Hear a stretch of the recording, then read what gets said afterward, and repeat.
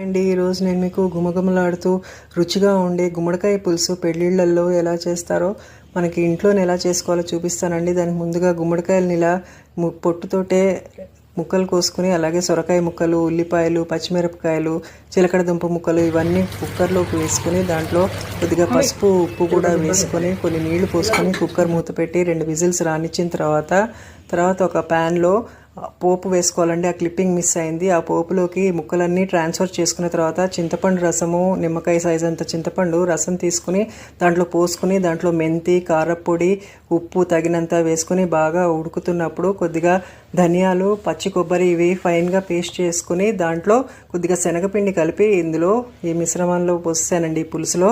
తర్వాత దాంట్లో కరివేపాకు కూడా పచ్చిది వేసుకుంటే బాగా గుమగుమలాడుతూ ఉంటుంది. దీంట్లో బెల్లం కూడా వేస్తే టేస్ట్ చాలా బాగుంటుంది. పైనుంచి ఇలా కారము, ఇంగువతో తడక పెట్టుకుంటే అద్దిరిపోతుందండి టేస్ట్. మీరు ట్రై చేయండి.